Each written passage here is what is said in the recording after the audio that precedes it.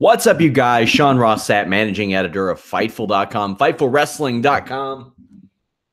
Here for the New Japan Strong Style Evolved post-show. It is March 26th. Technically, it's technically March 26th now. Just finished this show. It went about 4 hours, 15 minutes. A little long for my liking. Very few commercials. You wouldn't be able to tell Josh Barnett that.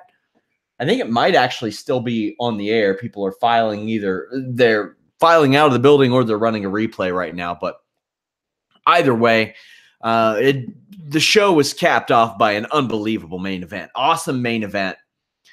But everything before that, there was nothing really bad, but there was nothing that I looked at and said, wow, you can't miss that. Before the main event, I don't think there was anything on the show that you just couldn't miss. There was some important stuff, but nothing that you just couldn't miss. Now, the show, during the show, New Japan announced that they would be coming back for the July 7th show in San Francisco. They're running the Cow Palace. Depending on how you configure that, it can run anywhere between like 11 to 14,000, I think. I think WWF got 14,000 in the 80s, WCW 13, 12,000 in the 90s, WWE did about 11,000 in the 2000s. APW did about 3K last year. So we'll see how it goes. They sold 5,000 tickets for this show without announcing anything. And they had you still had the announcement of Rey Mysterio, who didn't end up wrestling, but the Golden Lovers and Young Bucks, that would have sold some tickets.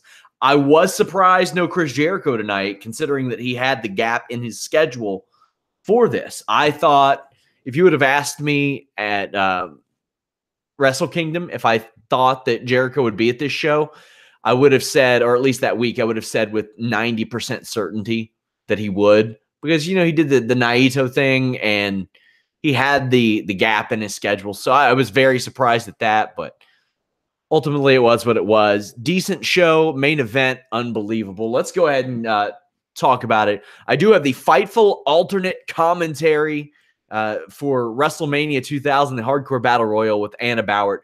Definitely check that out. Of course, check out FightfulWrestling.com. We're breaking stories all the time. We have tons of interviews. We interviewed Jay White and Adam Page ahead of this show. Tons of podcasts if this is your first time checking it out.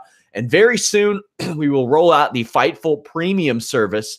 The only thing that is currently on Fightful that will be moved there is the midweek show, which is actually going to be an end-of-week show now. I'm probably going to do those Friday where I talk about New Japan, 205 Live, NXT, Ring of Honor, Being the Elite, stuff like that. Everything else is going to be new, exclusive, brand new content. You all are really going to like it. Lots of different things for you all to choose from. But here we go. New Japan, Strong Style Evolved. If you all want to check out my show notes, they will be up in about 5 minutes on Fightful.com. So this show, I was very, very happy that that Access got the rights to this, because until recently, they weren't even, or I think the week of Wrestle Kingdom, they weren't even sure they were going to do this show because I had talked to their PR people, and I had mentioned, hey, you all work in Long Beach, to Josh Barnett and Jim Ross. And they were like, yeah, we plan to. And Access was like, we don't know what's going on yet. We don't know. So it all worked out, but there were some major production snafus on this show. I'm talking like from camera work to commercial cuts to the lighting to just a lot of different things. The production on this show was really, really bad. I can't imagine. I can't imagine who thought that some of this production was a good idea. New Japan, if it's not their team, they really, really, really need to push for their own team to handle this moving forward, because so many things were missed on this, and I give WWE a lot of flack. Was it better than WWE? Yeah, because they didn't have to deal with the zooms and the cuts so much, but whatever. I love the way the venue looked. It felt big league. You could see that it was packed. It was from the outside looking in, the tin pyramid, maybe not so much, but they're running Cow Palace, which a lot of people are telling me is a dump these days. They're running that in July. We had Roppongi K kicking things off, defeating SoCal Uncensored. That's Christopher Daniels, Kazarian, and Scorpio Sky. Fightful.com has interviews with Kazarian and Christopher Daniels up on the site in our archives. Go check it out. My first exposure to Scorpio Sky was over a decade ago, around the Wrestling Society X time when Human Tornado was on that show, and I found the video of Scorpio Sky and Human Tornado doing the beat it thing. Early in this match, Kazarian slips on the ropes and holds his knee, but is fortunately okay after tagging out. I'll say, man, that I think that Christopher Daniels' worst moonsault may still be better than anybody else's. That thing is a work of art. The man is 200 years old, and he's still doing a great one. Somebody in the chat says, what are you talking about? NJPW production is usually the best in the world. Well, it was Access production tonight, and it blew. There you go. Scorpio Sky landed on Yo's leg on a tope con hilo, and you can see Scorpio Sky check on him immediately. These New Japan refs, man, with regularity, are made to look stupid just all the time, and it's hard to respect a New Japan ref, and that's something that you learn early on in wrestling. It's don't bury the ref, especially in the first match, because then after that, who is the audience supposed to respect as the rule enforcer? If you make the ref look like an oaf in the first match, it's just a tough follow-up. I love Roppongi 3K's finish. Also, I love that Dominator Cutter. I think the Dominator Cutter is one of the best moves ever in tag team wrestling. Love it. After this match, Josh Barnett got caught saying, quote, "You're right, JR. They need to get out of the fucking ring. They couldn't stay there that long." End quote. Who boy. Who boy. Again, production snafus. Juice Robinson and David Finlay defeated Gato and Hiroki Goto. So I remember first seeing Gato like 20 years ago. 20 years ago last October at Halloween Havoc 97 against Chris Jericho, perhaps ironically. Goto is busted open early. Production, again, missed a lot, not knowing when to switch cameras. It's amazing to see where Juice Robinson is now because he was never going to get this break in NXT, so it's paid off for him. He looked like he picked up the Austin Star gimmick that Austin Aries abandoned like a decade ago. A Juice full Nelson Slam and a Finlay Stunner, which is the Prima Nocta, win the match. This sets up something later in the evening.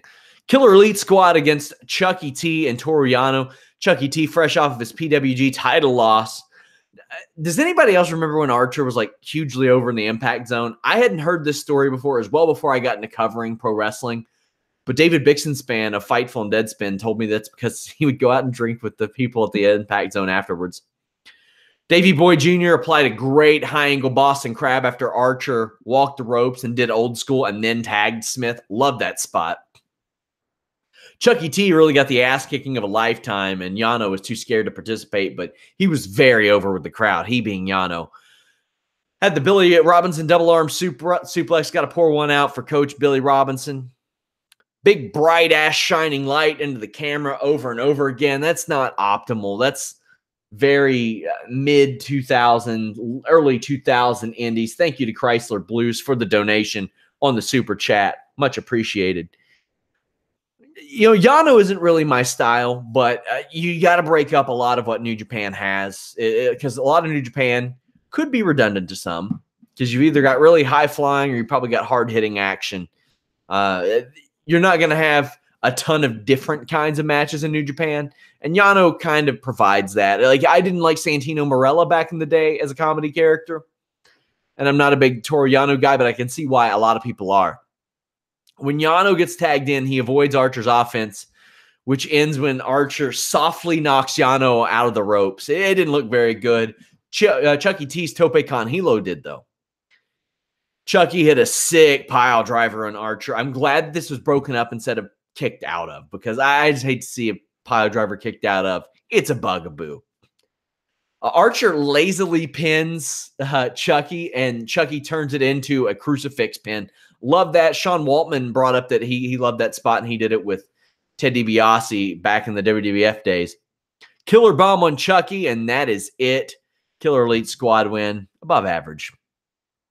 The Bullet Club combination of Cody and Marty Scurll with Brandy Rhodes defeated Bullet Club's Gorillas of Destiny. Cody comes out to the ring and says that the match will not happen because they are friends, and he really puts over the GOD, who gets some great reactions, some really, really great reactions. So, I love this because there's a lot of different fragments here. And with Bullet Club, you don't really know the way it's going. You got these guys in Gorillas of Destiny, especially Tama Tonga, that are just kind of laying in the weeds a little bit. And you don't know what's going to happen. You feel like Tama Tonga could break out at any given time, and then maybe his brother teams with his other brother for a little while, because Tama Tonga would be the leader, I get the feeling, of a trio like that. You know, where does Takahashi go in that situation? I'm really enthralled with the offshoots and the fragments of Bullet Club, and this was a big part of it.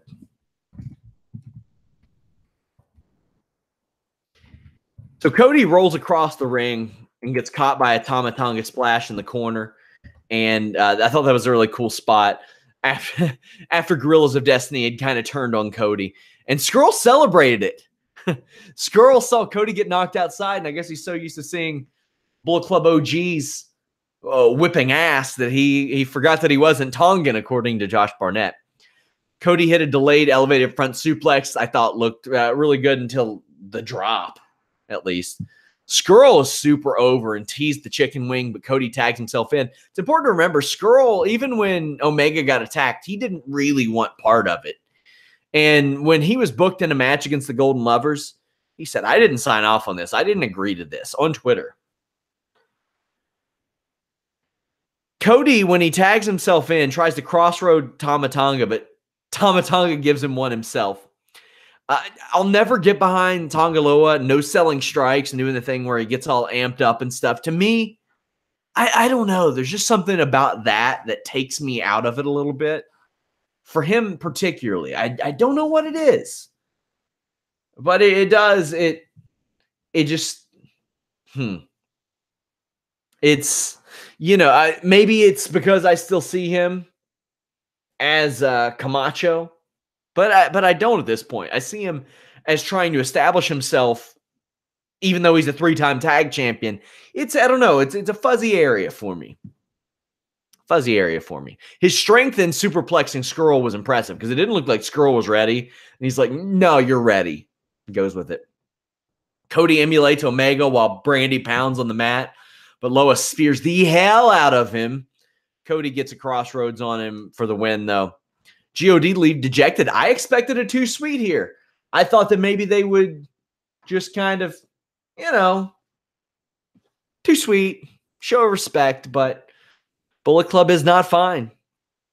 LIJ defeated Hiroshi Tanahashi, Taguchi, Kushida, and Dragon Lee. JR insinuated on commentary that a group of fans practiced the Tanahashi chant. JR was bad. And I saw somebody on Twitter say, WWE, are you sure you want Jim Ross calling a 5-hour, 50-man Royal Rumble show? I don't. It's nice that they have him. He should be getting a little something from WWE, but he doesn't. You hear Josh Barnett educating him about New Japan on the fly. And I thought that Josh Barnett with Mauro Ranallo, that was one of the best announced teams in the world. JR and Josh Barnett, Barnett, you either like him or don't. I know a lot of people don't like him. Some people do. A lot of it's who's lobbing you the pitches, man. And if somebody throws one way over your head like JR does, you can't connect. If you're getting him right over the plate like Mauro Ranallo was doing, Josh Barnett can knock him over the fence every time. I wonder, this match, I wondered why New Japan felt the need to fly so many guys over. Like, did they need this 8-man tag?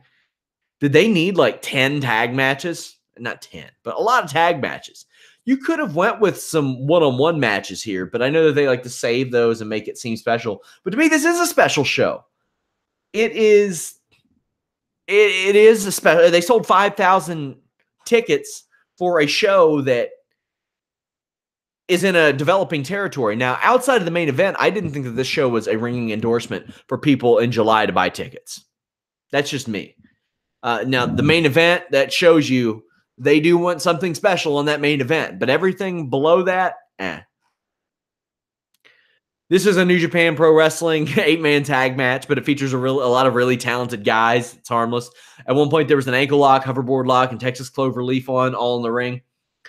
And I like that. That was 3 of my favorite submission holds. Naito pins Taguchi with Destino, and LIJ are super over. Where was Daryl? I missed out on Daryl. You got to bring Daryl in. Rey Mysterio is at Strong Style Evolved. JR says he's got a torn bicep or tricep or something bad. His upper arm. Do your homework, man. You know they're paying Jim Ross at least $1,000 for this show. That's me being generous, but they're paying you at least 4 figures. Do your work, man. You got the Todd Kinleys and the Tyler Valses of the world out there. You got Kevin Kelly. You could just do your homework, man, because that reflects poorly on your guy. It reflects poorly on the network, your color commentator, on the talent. It reflects poorly on the brand when you show up there and you don't even know what the injury is. Now, somebody's saying Callis lost me when he talked about star ratings during Jericho Omega. Yeah, I don't like that either. I'm not big on that because ideally in pro wrestling, you shouldn't want to have a 5-star match. You should want to beat somebody in 5 seconds. That's what you should want. Unless New Japan says, oh, we give out best bout bonuses. Then it would make sense for a guy to be really proud that he had like the greatest match on a show. Otherwise, you would want to get in there, knock them out.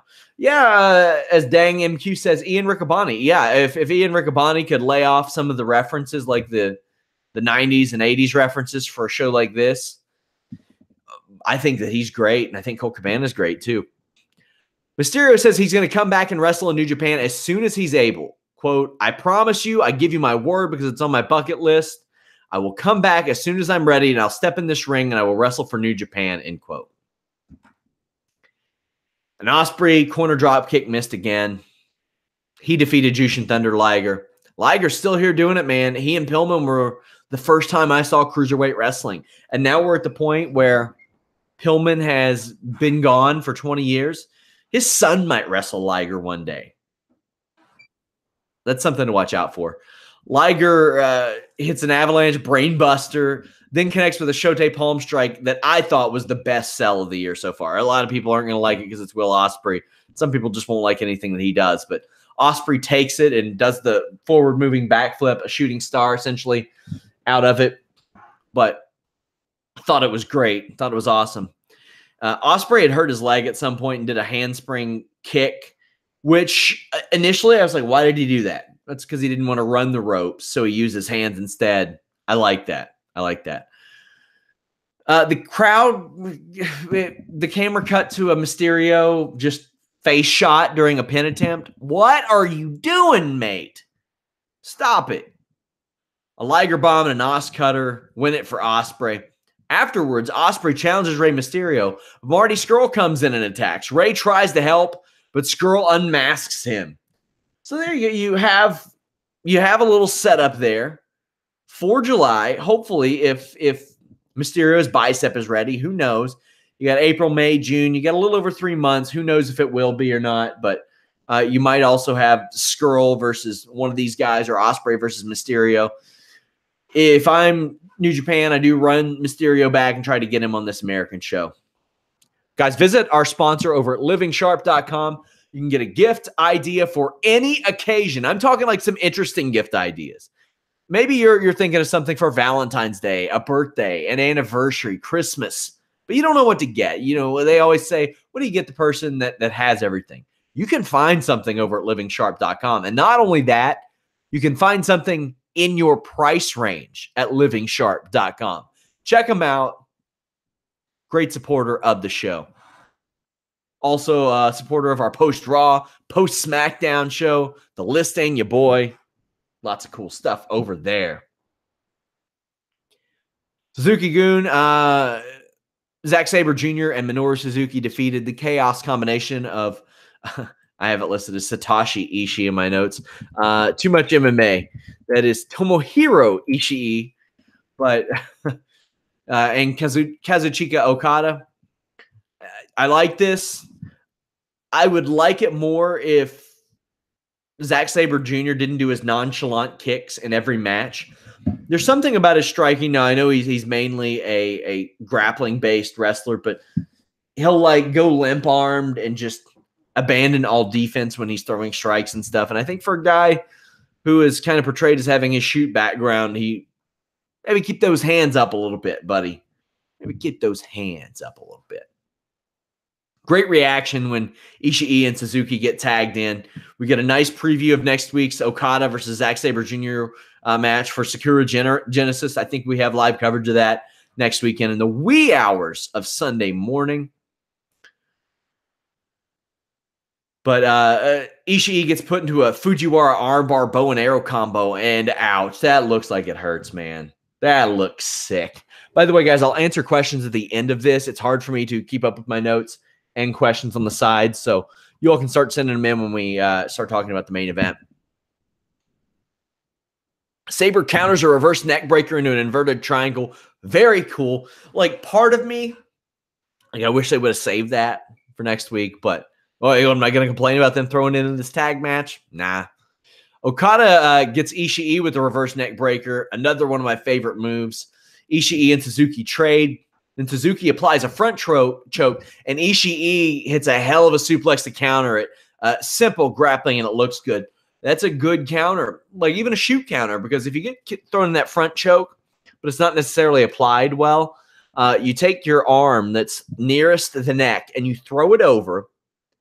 And in a grappling scenario, you want to cross your opposite leg in front of theirs, kind of sit out, and you can do a vertical suplex out of a front choke if it's not applied too tight. So very smart grappling. I like that a whole lot. Sabre applies a heel hook, wrist clutch combo on while Ishii has Okada subdued, or while Suzuki has Okada subdued, rather. That gets the ref stoppage. Afterwards, Sabre and Suzuki attack Okada and the ref. So Zack Sabre getting the one-up on Chaos ahead of his title match. And next week is Okada's 11th title defense that would tie him with, I think, Tanahashi and Nagata. I'd have to look if Nagata did it. But I know that Tanahashi did it in like 200 less days. So I'd like to know what you all think about that, because obviously Okada has had the longest reign. 600 and some days. I would like to see them take it past 2 years, because why not? And he's going to have a lot more great reigns as well. But what do you all make of it taking him 200 extra days to get to the title defense record than it did Tanahashi? Does that, and obviously it's a made-up title, it's scripted, it's worked. But what does that say to you all, that it took him so long? Is that more a reflection on how special the IWGP title is, or maybe just a little something with lack of defenses? I want to hear from you guys. By the way, New Japan running that Cow Palace show July 7th up against Ronda Rousey at MSG and Stipe Miocic for Daniel Cormier at UFC 226. That's a super fight. I guess we'll see how it goes. Switchblade Jay White defeated Adam Hangman Page, IWGP United States Championship. All I'll say is Hangman Page did his damnedest. I'm not getting the Jay White hype right now. I didn't get it in his first match. I haven't gotten it yet. I'm sure that he's going to develop into something special. I don't see it right now. He does apply the inverted STF the right way, where you put your weight on your opponent's shoulder and essentially apply a cravat. Ooh, that was nasty and good. I loved it. Page hits White with a half Nelson wrist clutch suplex, a beautiful move, and holds it for the pin too, almost in a fall-away manner. He follows up with a fireman's carry backbreaker, but that suplex was something special. I really just, damn, something special, that move. Go watch it. Go watch it. Not sure why Hangman was working heel here. Switchblade isn't over. And even if he was, much less as a babyface. Meanwhile, Hangman is over. I mean, you couldn't tell by this crowd, but he's got BTE behind him.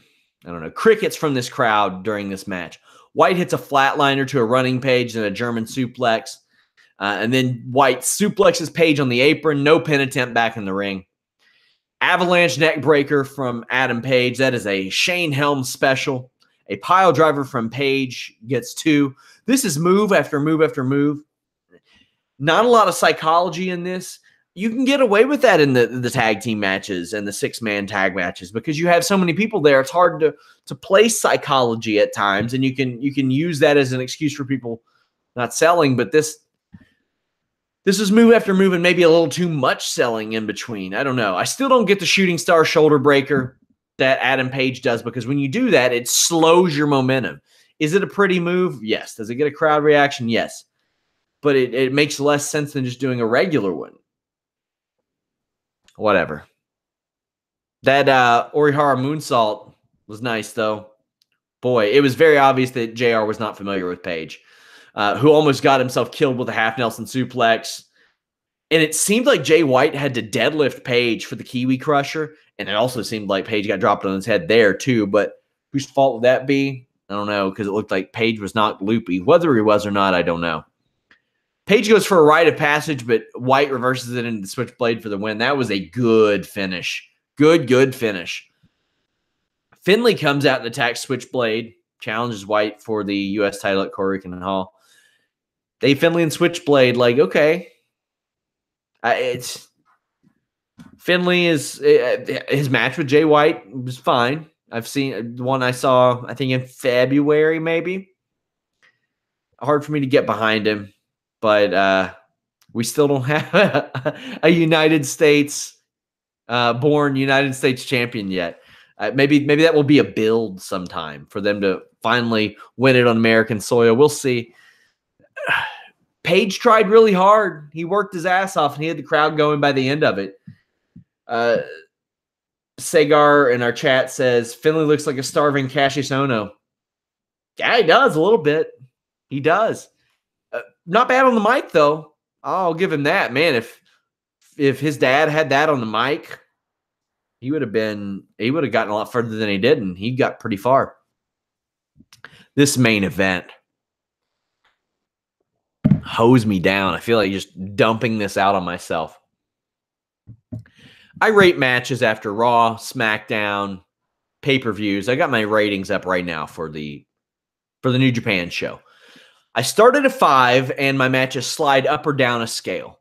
A match has got to be pretty bad to go below a 4. And usually, a 5 is above average. 6 is good. 7 and 8 is when we get into the pretty good territory. 9 is excellent. I give this one a 10 out of 10, just like I did Jericho Omega, and just like I did Andrade Cien Almas and Johnny Gargano. Give it a 10 out of 10. I don't even know that I gave Jericho or Okada Omega 10 out of 10, maybe, or 9.75, whatever. I do the quarter thing, but 10 out of 10. I thought this was unbelievable. This was another factor in the Bullet Club. Like, where are they going? What's happening? Well, I think that you'll have the Elite, you'll have Bullet Club, you'll have whatever Cody's doing, maybe with Hangman, maybe with Skrull. I don't know. I'm starting to think Skrull could do his own thing, but he plays off of everybody so well. The weight belts on Matt Jackson cracks me up. And that's like a back support thing, and he's been selling his back for months. A great series between Nick Jackson and Kota Ibushi start things off. Ibushi works on Matt's back, but Omega wants him to stop. Ibushi foils the Young Bucks Tope Con Hilo by dropping, I think it was Nick face first into Matt's ass and balls. But then Omega gets super kicked on a Terminator dive, and his feathers flew off.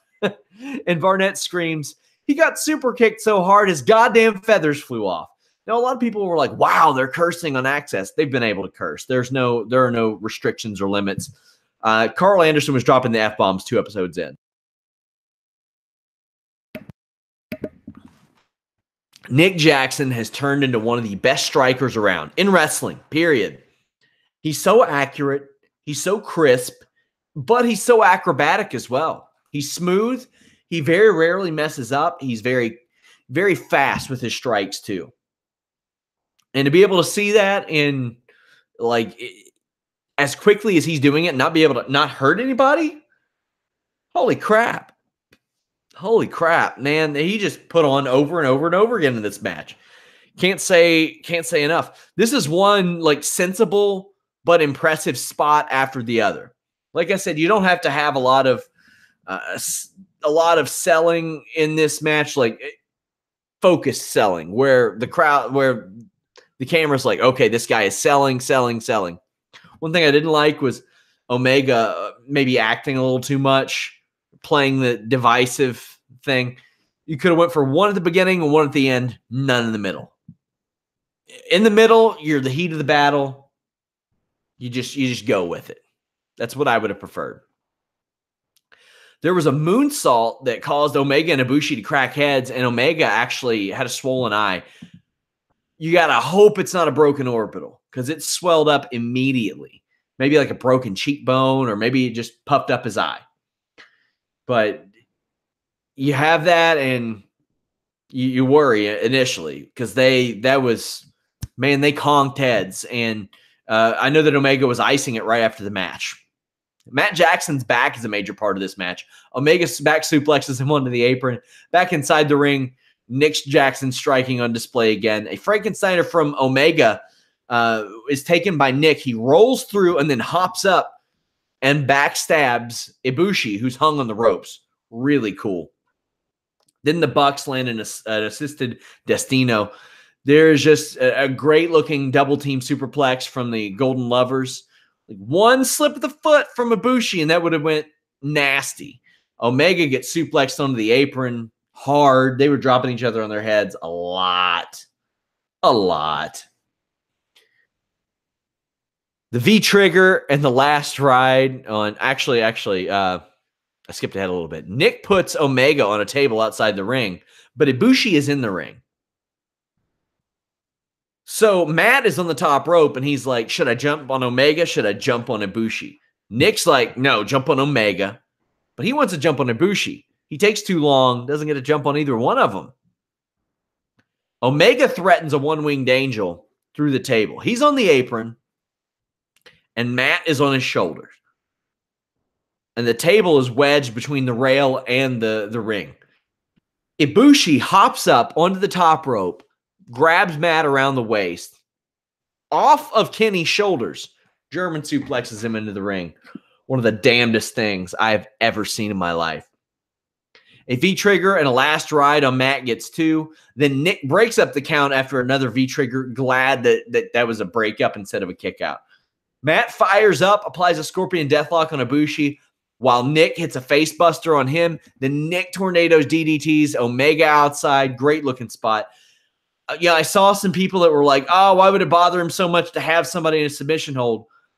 One of the most exhausted times I ever was in the ring. I would often frequent the circuit and wrestle my catch wrestling coach. He had these big, heavy-ass legs from all the squats he did, and I had him in a Texas cloverleaf. And when he reached those ropes, I was probably more tired than he was from holding that and squatting down so I didn't put all my weight on his back to help protect him. It is exhausting, man.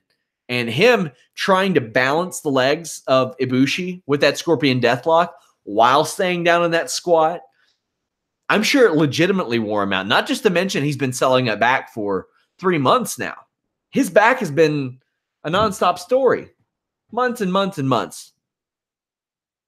More bang for your buck looks like it lands, but Matt calls an audible on his spot and elbow drops Kenny through the table. The rope-assisted 450 couldn't get it done for the Bucks either. Back inside the ring, the Snapdragon suplex from Omega, but then Matt comes right back with a pile driver. Then Matt pulls off the weight belt. You know what's going to happen here. When you see the weight belt, you're like, where have we seen that before? Hogan. And Matt whips Omega with the belt, Hogan style. But Omega refused to use the belt. That one I could have done without. Didn't need that. Why wouldn't he? Like he's gonna one-winged angel a guy through a table, but not that. But then again, he did hesitate on the one-winged angel. And Ibushi had to grab him now that I think of it, but I don't know. Ibushi last ride powerbombs Nick through a table outside, and I don't know if the floor is made of wood or tile or concrete, but it looked like Nick's head slapped, and that was nasty. And I was a little worried at that point. I thought, maybe we've seen the last of Nick in that match. That's what I thought. An Indie Taker from the Golden Lovers onto Matt, but he kicks out. At this point, I was in awe. Omega doesn't want to hit the one-winged angel, but Matt screams at him and makes him. Didn't need that either. Why's Matt got to make him? Why does Matt want to take one of the most devastating moves in wrestling? Stupid. Nick is alive, makes the save, but then the Golden Trigger gets the win. This is one of the best tag team matches I've seen, especially in recent memory. Unbelievable work from all four guys. They were on their game, and they made this show special. Without this match, this is just a Road to Sakura Genesis show. That's it. Stone Osborne says these dudes won't last 10 years if they keep this style up. They've already made it 10 years. I mean, they're making a lot of money right now doing that. They don't do this for every show. This was a special show to them. I mean, it's a special show because of this. Cody comes out afterwards, goes off on Matt Jackson, pushes Nick down. Omega returns to the ring, and Cody runs off. Ibushi looks a little bit indifferent. Everybody's starting to see Cody's true colors. And being the Elite is must-watch TV for me. You got to watch that every week. Got to see what's going to happen. I thought the Kenny Omega edits last week were very funny. But, I mean, Kenny says that he watches that show. So do Young Bucks? Do they watch the show? They talk about editing the show on the show, so surely they've watched last week's episode by now, and they see the true Kenny Omega video. I don't know. It's a little confusing. It's like Lucha Underground. It's like within the world of Lucha Underground, there is no, like, TV might not exist. I don't know.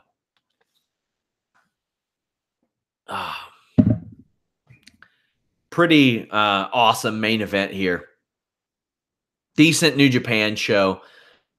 They're coming with 10,000. Best of luck to them. I think that they won't sell out before they announce something this time. I could be wrong.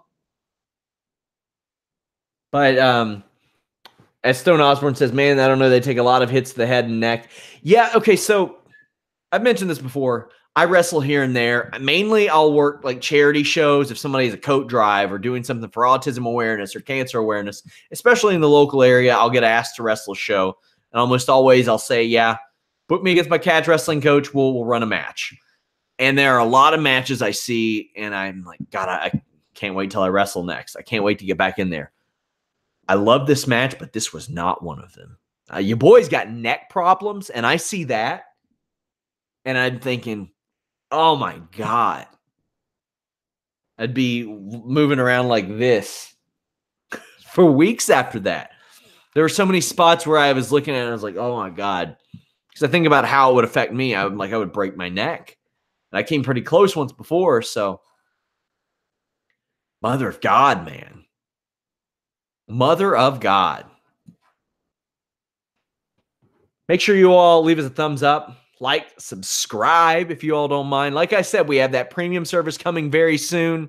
Our staff costs are very expensive to provide the type of service that we do, breaking stories all the time, podcasts all the time, video news all the time, articles, breaking news. Hey, you boys had the Ronda Rousey training to be a pro wrestler story. We had the leaked Evolve emails. I'm going to leak a WWE script soon. If I find a way to do it, it's like 30 pages long. So we'll see. If you all saw, I leaked the ending of this week's SmackDown, the ending script. It didn't give away a lot, but got a hold of one of those. Mainly did that over the JBL tweet where he says that WWE uses writers. Nothing co-opted about Fightful. We care about journalistic integrity to a degree. When you tune into one of these shows, it's entertainment, my friends. If you all have suggestions on what you want added to Fightful.com, make sure you all do that. WrestleMania weekend is going to be psychotic. I'm going to have a post-NXT TakeOver show. I'm going to have a post-UFC show. And then hopefully after that, I run a Ring of Honor Supercard of Honor show as well. That Ring of Honor show may wait until Sunday morning, afternoon. I don't know. But then, of course, we got the WrestleMania extravaganza, me and Alex Palowski.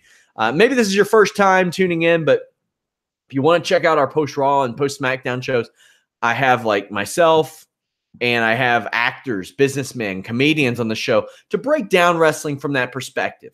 I can get it to you from a news perspective, a little bit from a technical and in-ring perspective. But I love having those guys on there to break down the character and what goes into the motivation of a character, maybe more than I or even you guys had assumed or seen before. Lots of stuff over at Fightful.com. WrestleMania weekend, I just decided to drop exclusives nonstop. So we're going to have a ton of stuff. Fightful.com is the place to be WrestleMania weekend. Live coverage, live discussion, all that good stuff. We're all over the place. Fightful.com. Thank you, guys. We're out.